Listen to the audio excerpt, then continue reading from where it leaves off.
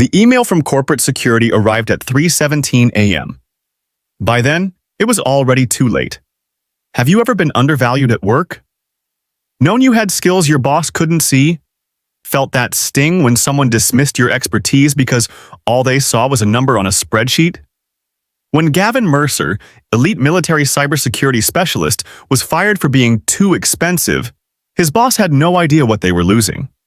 20 years of combat zone experience, classified intelligence training, and an entire network of connections all walked out the door that day. But what happens when the skills you dismissed become the only thing that can save your company? If you enjoy stories of workplace justice and powerful comebacks, hit that like button and subscribe now. Trust me, you'll want to see how this unfolds. Alarm sounds blaring. Sir, we've lost access to the main server. Patrick Rourke's face drained of color as he stared at the emergency notification on his phone. The TechShield Industries headquarters had transformed from a calm corporate environment into a scene of complete chaos in just hours. How bad is it? He demanded, voice cracking with panic. The young IT manager looked like he might be sick. Everything. They've bypassed every security protocol. The client data, our proprietary algorithms, the new government contract, it's all exposed. That's impossible, Rourke whispered. We have safeguards? We had safeguards, corrected another executive. Before you fired the one person who understood how this system actually worked. Rourke's stomach knotted as a realization dawned. 3 weeks ago, he'd personally escorted Gavin Mercer out of the building, proudly informing the board how much money he'd saved the company by eliminating an unnecessary expense. Now, as emergency lights flashed and phones rang off the hook with panicked clients, that decision felt like the most expensive mistake of his career. Across town, in a modest apartment filled with multiple computer screens, Gavin Mercer sat motionless as he watched the attack unfold in real time. His expression betrayed nothing. A skill honed through years of high-pressure military operations where emotions got people killed. He'd seen this vulnerability months ago, had filed reports about it, had requested resources to patch it. Reports that Rourke had dismissed as excessive caution and budget padding. Now TechShield was hemorrhaging data and money by the second. The company's stock would plummet when markets opened, clients would flee, and Patrick Rourke would finally understand what Gavin had been trying to tell him all along. The question wasn't whether Gavin could save them. He absolutely could. The question was, after being treated like a disposable line item, would he even want to? Gavin's fingers hovered over his keyboard. 2 decades of military discipline told him to do the right thing, regardless of personal feelings. But another part of him, the part still smarting from Rourke's callous dismissal, wondered if some lessons could only be learned the hard way. His phone buzzed with an incoming message. Need your help. Emergency at TechShield. Name your price. It was from Rourke. Gavin smiled for the first time in weeks. Sometimes karma needed a little push. 11 years before that fateful 3:17 a.m. email, Gavin Mercer stood at attention as his commanding officer handed him the classified file that would define his military career. Congratulations, Lieutenant. Welcome to Aegis Delta. Few people outside top-level military intelligence had heard of this unit. Their mission: protect national digital infrastructure against increasingly sophisticated enemy attacks. While most cybersecurity teams defended against known threats, Aegis Delta specialized in predicting and neutralizing attacks before they happened. Gavin's path hadn't been conventional. He'd enlisted at 18, quickly demonstrating an uncanny talent for pattern recognition and system vulnerabilities. Military brass noticed how he could look at a secure network and instantly spot weaknesses others missed. It's like chess, he once explained to a frustrated colleague. You need to see 5 moves ahead of your opponent. In his decade with Aegis Delta, Gavin thwarted 17 major attacks against military and government systems. 3 of those incidents would have constituted acts of war had they succeeded. Yet the public never knew his name, the hallmark of true success in his world. When an IED in Kandahar left him with a permanently damaged left leg, Gavin faced a crossroads. The military offered him a desk position, but he craved new challenges. Your skills are highly marketable in the private sector, his commanding officer had told him during his exit interview. Companies will pay top dollar for someone with your experience. TechShield Industries seemed perfect. A growing cybersecurity firm with government contracts, they needed someone who understood both military protocols and emerging threats. Their CEO personally recruited Gavin, promising he'd lead their security strategy. "They're offering you how much?" His former unit buddy Marcus had whistled through his teeth when Gavin mentioned the salary. "Congrats, man. You earned it." For the first 2 years, TechShield felt like home. Gavin built robust security systems, mentored junior analysts, and kept client data fortress secure. When competitors suffered breaches, TechShield remained untouched. The board took notice, awarding Gavin performance bonuses that reflected his value. Then came the management shakeup. Patrick Rourke arrived with a Harvard MBA and zero cybersecurity experience. His mandate: cut costs, streamline operations, maximize shareholder value. His first week, he requested detailed breakdowns of all department budgets. "These security expenditures seem excessive," Rourke commented during his first executive meeting. His gaze fixed on Gavin across the conference table. "Particularly your compensation package, Mr. Mercer." "Our security has never been breached," the CTO pointed out. Rourke smiled thinly. "Perhaps we've been overpaying for unnecessary precautions." The tension was immediate and unmistakable. During the following months, Rourke questioned every security recommendation Gavin made. Every budget request faced scrutiny no other department experienced. "We need to upgrade our intrusion detection systems," Gavin explained during one particularly tense meeting. "I've identified vulnerabilities that might, possibly," Rourke interrupted, waving dismissively. "I need concrete justification, not speculation. These upgrades would cost shareholders hundreds of thousands." Gavin pushed a confidential report across the table. Page 17 details the exact methods attackers could use to bypass our current protocols. Rourke barely glanced at it. Theoretical threats don't justify actual expenses.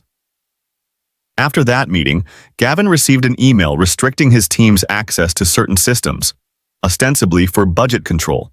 In reality, it hamstrung their ability to implement critical security measures. "He doesn't understand what we do," complained Devin, one of Gavin's senior analysts. "You can't put a price tag on prevention." "No," Gavin agreed quietly, "but he can put a price tag on us." He started documenting everything, every warning, every rejected proposal, every vulnerability he identified. When colleagues asked why, he simply shrugged. "Military habit, always cover your tracks." What he didn't tell them was that his Aegis Delta training had taught him to recognize patterns beyond just code. Corporate politics had patterns too, and Gavin could see exactly where this one was heading. He was right. 3 months later, Rourke called him into that fateful meeting. "Your position has been deemed financially unsustainable," Rourke explained without emotion. "We're restructuring the security department with more cost-effective solutions."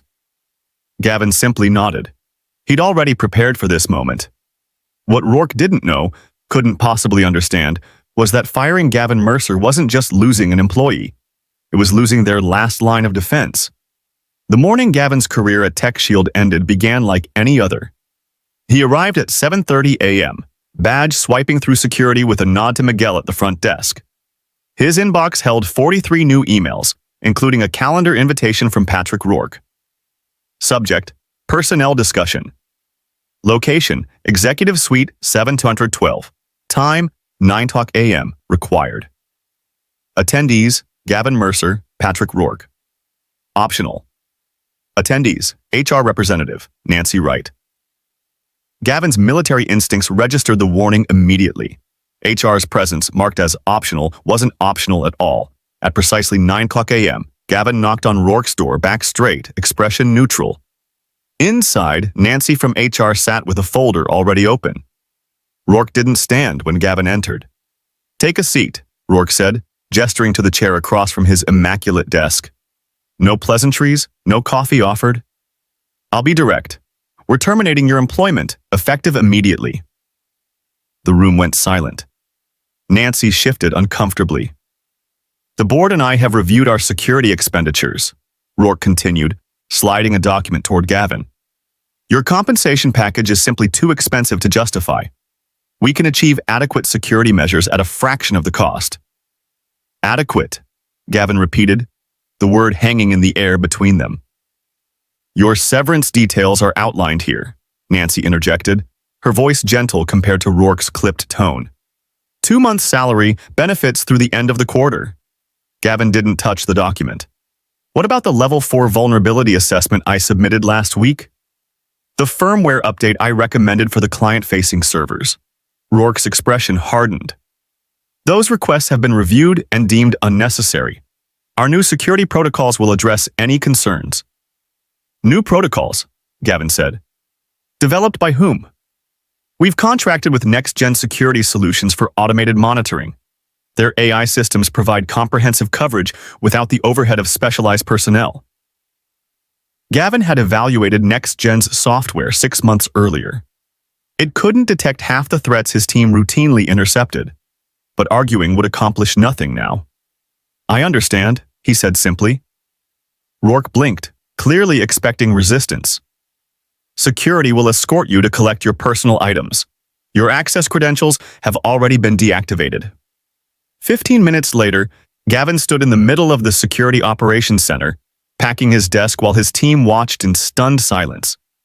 Linda, his deputy, approached as he placed his military service photo in a cardboard box. This is ridiculous, she whispered fiercely. Everyone knows you're the backbone of this department. Gavin placed a hand on her shoulder. Document everything, he said quietly. Every alert, every anomaly, every time you're denied resources. You think it's going to get bad? I know it will. He handed her a memory stick. My personal contact information. Not for the company directory, just for you.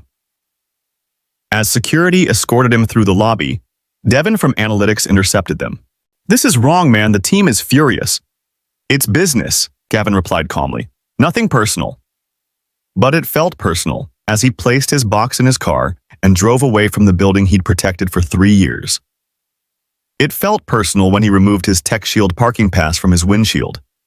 It felt deeply personal when he opened his home laptop and began the work Rourke would never know about.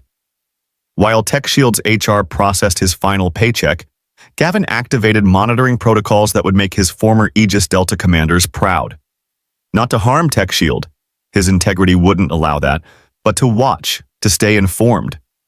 If you've ever been dismissed despite giving your all, drop your comment below. What would you do if someone labeled your expertise too expensive right before they needed it most? Like this video if you believe karma eventually balances the books. Because for Gavin Mercer, the real work was just beginning. Few people understood what Aegis Delta actually did. On paper, they were a cyber assessment unit. In reality, they were the digital equivalent of Navy SEALs, elite operators who moved through networks like ghosts, leaving no trace. Gavin's apartment told 2 stories. The living room, kitchen, and bedroom looked like any middle management bachelor pad. But the spare bedroom, that was different. 3 monitors displayed scrolling code. A server rack hummed quietly in the corner. Military-grade encryption protected everything. This was Gavin's real office now. What TechShield never grasped was that Gavin's employment contract had curious omissions. During negotiation, legal had removed clauses restricting his post-employment monitoring activities. An oversight Rourke would come to regret. They're already compromised, Gavin muttered, watching real-time data flows from TechShield's public-facing servers. His phone buzzed.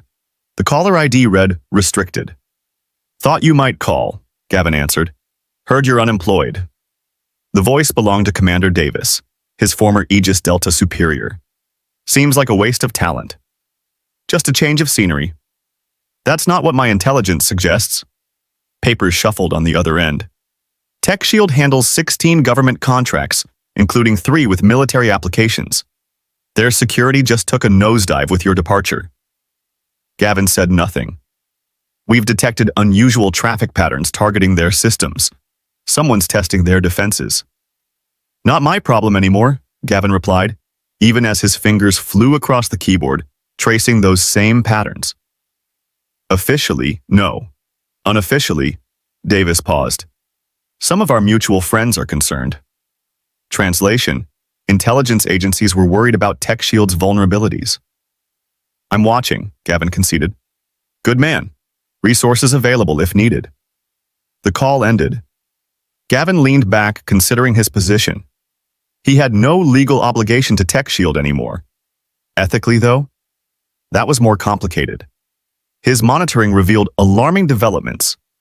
3 days after his termination, TechShield's new security system missed a probing attack. Digital reconnaissance from an unknown source. A week later, someone attempted to spoof employee credentials. The next-gen system caught neither incident. Gavin kept notes, tracking patterns, identifying weaknesses. He recognized the methodology, similar to tactics used by a hacker collective with ties to industrial espionage. Meanwhile, life moved on. Recruiters called with job offers. Former military contacts reached out with consulting opportunities. Gavin's skills commanded premium rates in the private sector, ironically validating Rourke's complaint about his expense. 2 weeks after his firing, Gavin's monitoring picked up something significant. A specialized malware package had been delivered to 3 TechShield employees through a sophisticated phishing campaign. The payload remained dormant, waiting for activation. They have no idea what's coming, he told his empty apartment. His phone buzzed again, Linda from his old team. They're dismantling everything you built, she said without preamble. Rourke consolidated security operations under IT. Next-gen system is missing alerts. Yesterday, we had unauthorized access attempts that nobody investigated. Document everything, Gavin reminded her. Why? Nobody listens. Rourke keeps saying the new system is cost-effective and industry standard. Just keep records, trust me. After they hung up, Gavin stared at his monitors. The ethical question loomed larger each day. What did he owe TechShield? They'd discarded him, labeled him expendable.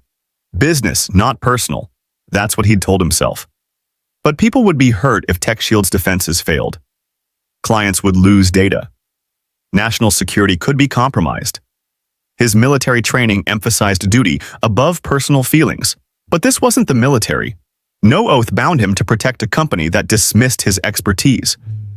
Gavin opened his desk drawer and removed a small device, a proprietary intrusion detection system he'd developed during his Aegis Delta days. It could intercept and neutralize the exact malware now threatening TechShield. One call to Rourke could prevent disaster.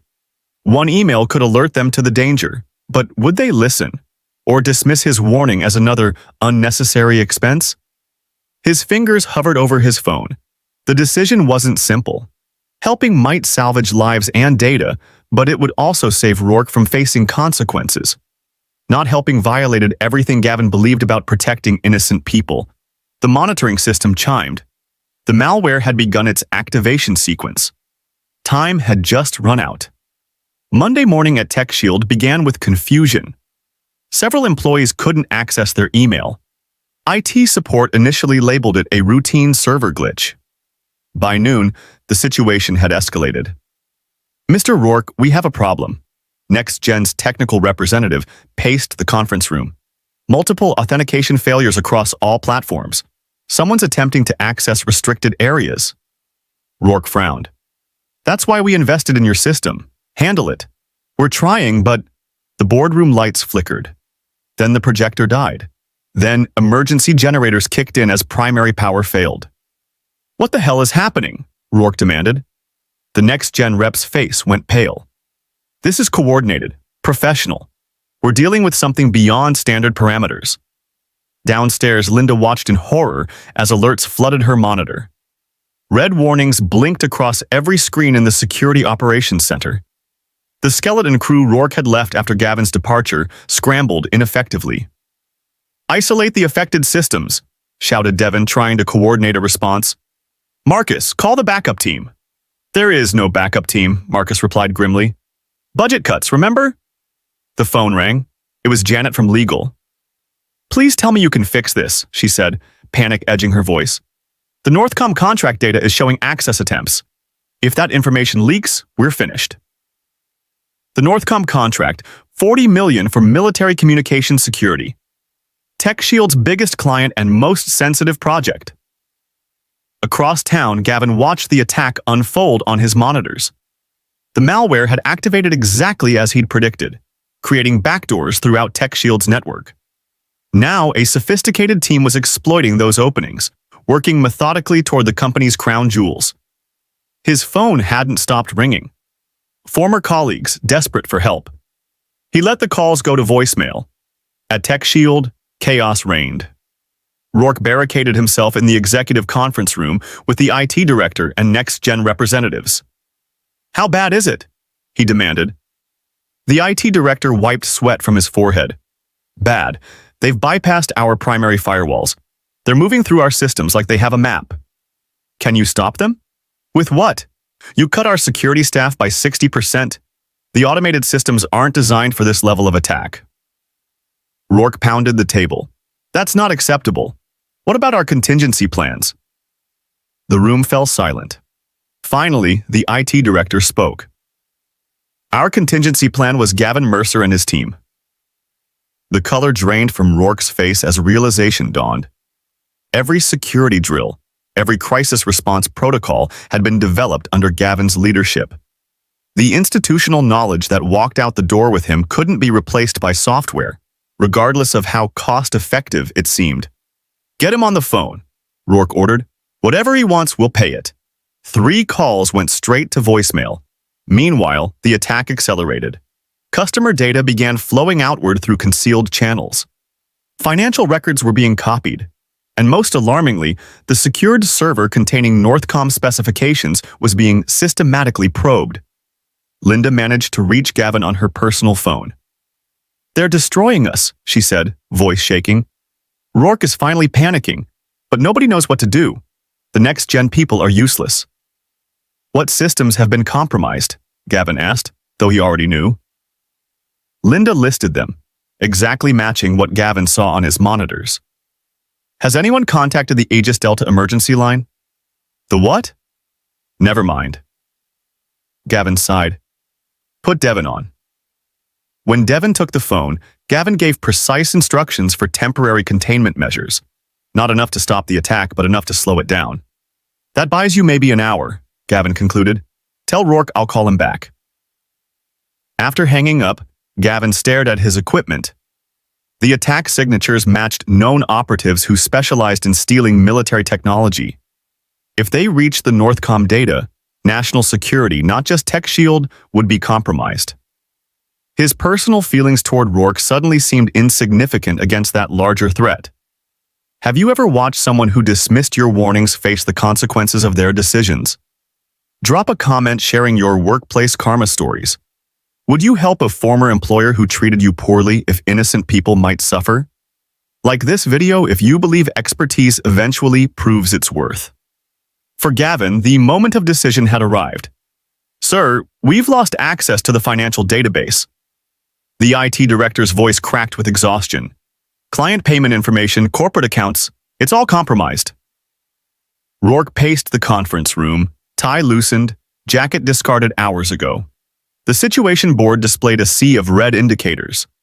6 hours into the attack, TechShield was hemorrhaging data and credibility by the minute. "What about the Northcom server?" Rourke asked, dreading the answer. "Still secure, but they're getting closer. The isolation protocols Devin implemented bought us time, but they'll break through eventually." The phone rang.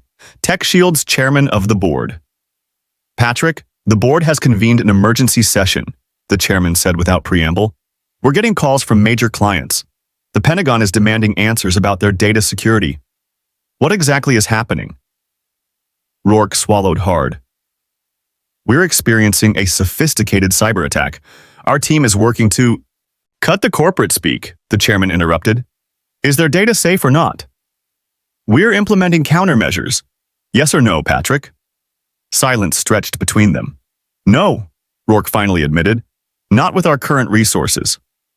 "Current resources," the chairman repeated coldly. "You mean after you gutted our security department? After you fired the one person everyone told you was essential?" The call ended without a goodbye.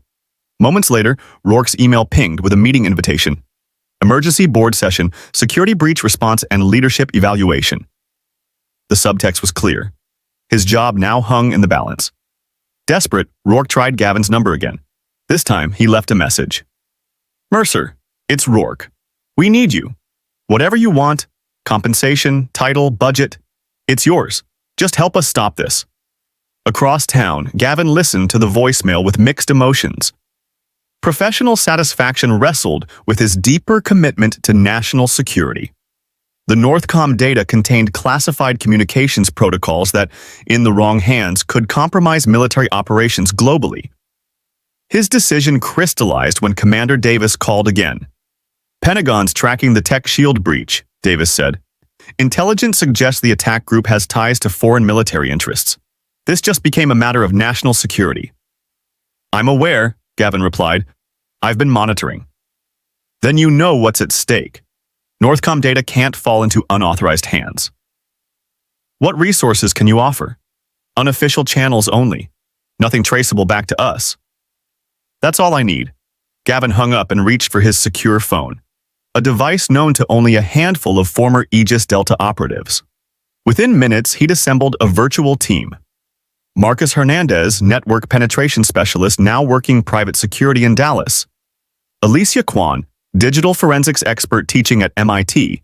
And Tyler Washington, malware reverse engineer consulting for Silicon Valley startups. Tech Shield is under attack, Gavin explained on their encrypted conference call. Northcom data is the likely target. I need your expertise. Isn't that the company that fired you for being too expensive? Tyler asked. Yes. And now they want your help? That's rich. This isn't about Tech Shield, Gavin clarified. It's about national security. The team understood immediately. Military loyalty ran deeper than corporate politics. What's the plan? Alicia asked. I'll coordinate from here. Their systems know me. I built half of them. Marcus, I need you to trace the attack source. Tyler, analyze the malware for weaknesses. Alicia, focus on securing the Northcom server. And Tech Shield? Marcus asked. Do they know we're helping? They will soon enough. Gavin picked up his phone and dialed Rourke's number. This is Mercer. I'll help, but on my terms. The relief in Rourke's voice was audible. Anything. I'm bringing in my team. You'll give us complete access, no questions asked. And Rourke, this isn't for you or Tech Shield. Remember that. The battle for Tech Shield's survival, and possibly national security, had entered its most critical phase. Tech Shield's executive suite transformed into an impromptu command center. Gavin sat at the head of the conference table, 3 laptops open before him, his former Aegis Delta team connected via secure video links. Give me access to your network operations center, Gavin instructed the IT director. Full administrative privileges. Rourke started to object. Our security protocols are failing, Gavin finished. Those protocols you thought were so expensive to maintain? They're your only hope now. Within minutes, Gavin's team had more access to Tech Shield systems than even Rourke possessed. The executives watched in amazed silence as the 4 former military specialists communicated in terse, technical shorthand. I've isolated their entry points, Alicia reported from MIT. They exploited the firmware vulnerability Gavin flagged 3 months ago. Rourke's face flushed. That upgrade request had been one of the first security measures he'd canceled. Tyler, what's the malware analysis? Gavin asked. Custom-built, sophisticated, but has a weakness in its command structure. If we can locate their control server, we can potentially reverse the data flow. Marcus? Working on it. They're bouncing through servers in 7 countries. Professional job. Gavin nodded. Standard misdirection. Focus on the traffic patterns, not the apparent sources. The room fell quiet except for the sound of rapid typing. Linda and Devin stood nearby, ready to implement whatever countermeasures Gavin's team developed. We're dealing with APT-28, Gavin announced suddenly. What's that? Rourke asked. Advanced Persistent Threat Group 28. State-sponsored hackers specializing in military intelligence collection. The IT director paled. How can you be sure? Because I've faced them before, Gavin said simply. What he didn't add was that his last encounter with APT-28 had been classified at the highest levels. During his Aegis Delta days, he'd tracked them across 4 continents, eventually disrupting a major operation targeting naval deployment protocols. "Got their command server," Marcus announced triumphantly. "Routing through Slovakia but physically located in—" "Don't say it out loud," Gavin interrupted. "Government agencies are now involved. Tyler, can you deploy the countermeasure package?" "Already compiled. Needs your authorization key." Gavin typed a complex string of characters from memory. On the main screen, a progress bar appeared. "What's happening?" Rourke demanded. "We're not just stopping the attack," Gavin explained. "We're tracing it back to source, collecting intelligence on the attackers, and deploying countermeasures that will disrupt their entire operation." "How is that even possible?" Gavin turned to face his former boss. "This is what you thought was too expensive, Patrick. Not just network security, but active defense capabilities that turn attacks back on the perpetrators." The progress bar reached 100%. Across the screens, red warning indicators began turning green. "Northcom data secure," Alicia confirmed. "No evidence of exfiltration." "Financial systems?" Gavin asked. "Compromised but recoverable. They grabbed customer data, but we've corrupted their copies with digital markers. If they try to use it, we'll know exactly where and when." Tyler's voice came through the speakers. "The real beauty? We've just infected their entire network with a tracking package. Every system they've used to coordinate this attack is now mapped." Gavin nodded. "I've notified federal agencies. They're moving in now." The room fell silent as the implications sank in. Not only had Gavin's team stopped the attack, they'd turned it into an intelligence goldmine. "How did you do all this?" the IT director asked in awe. "We were prepared," Gavin answered simply. "This exact scenario was in the contingency plans I created last year. The ones that were deemed unnecessarily thorough and archived." Rourke couldn't meet his gaze. "TechShield is secure for now," Gavin announced, standing up. "My team will provide a full report on remaining vulnerabilities." "And your fee?" Rourke asked quietly. Gavin smiled for the first time since entering the building. "I think the board will determine appropriate compensation, don't you?" The Wall Street Journal headline said it all. TechShield breach exposes critical flaws in cost-cutting strategy. TechShield's stock dropped 32% when markets opened the morning after the attack. Client confidence evaporated overnight. The Pentagon suspended all contracts pending a complete security review. The damage control efforts alone would cost millions.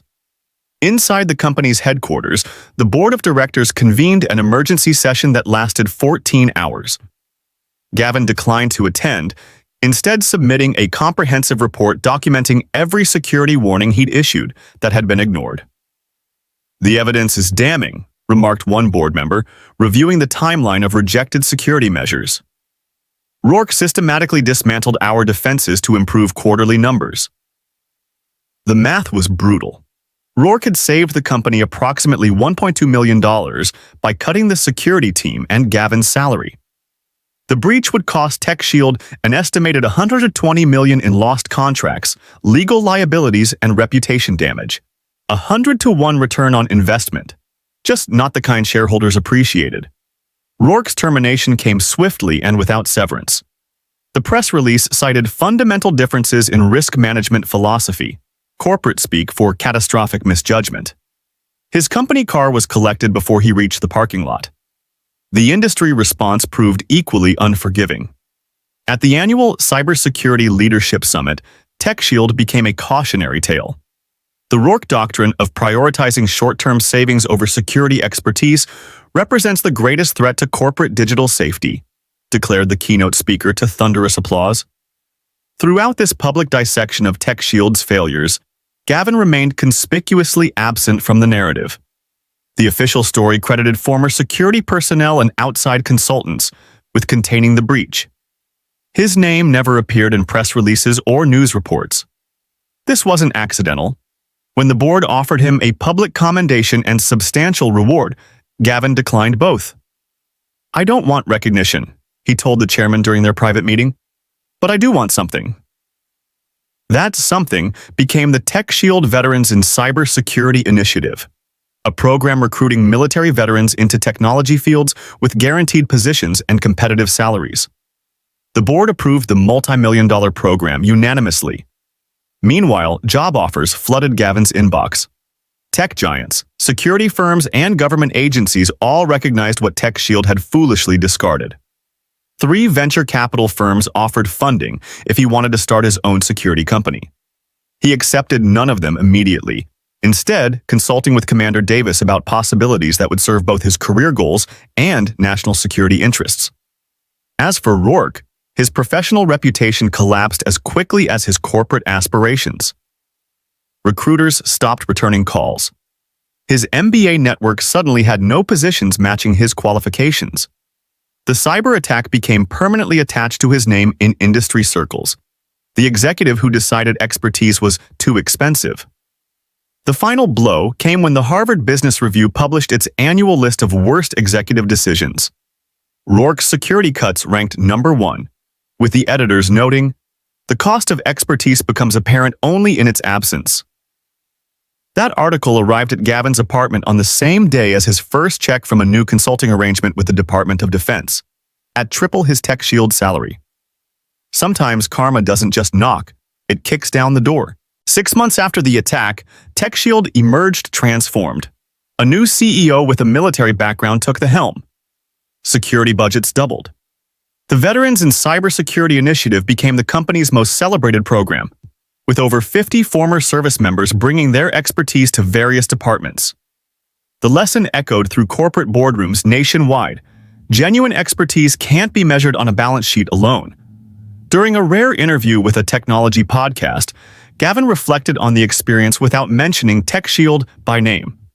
"Military personnel bring unique perspectives to civilian roles," he explained. "We're trained to identify threats before they materialize, to prepare for worst-case scenarios, and to make decisions under pressure. Those skills translate to any industry if companies recognize their value." The interviewer asked if he felt vindicated by the events. "This was never about personal validation," Gavin replied. "It's about respecting professionals who've dedicated years to mastering complex fields. When organizations prioritize short-term savings over hard-earned knowledge, they inevitably pay a much higher price later." True to form, Gavin declined more prominent positions in favor of meaningful work. His new role consulting for defense and private sectors kept him busy, but he always made time for the Veterans Mentorship program he'd established. Once a month, he spoke to transitioning military personnel about finding civilian paths that valued their unique capabilities. His message remained consistent. Your worth isn't determined by those who fail to see it. The right organization won't ask if you're too expensive. They'll recognize you're invaluable. For Gavin Mercer, the ultimate victory wasn't watching his former boss face consequences. It was creating opportunities for others whose talents might otherwise go unrecognized. If this story resonated with you, please like, subscribe, and share with anyone who's ever had their expertise dismissed. Drop a comment about your own workplace experiences. When have you been undervalued, and how did it eventually work out? Remember, true value always reveals itself, often when it's needed most.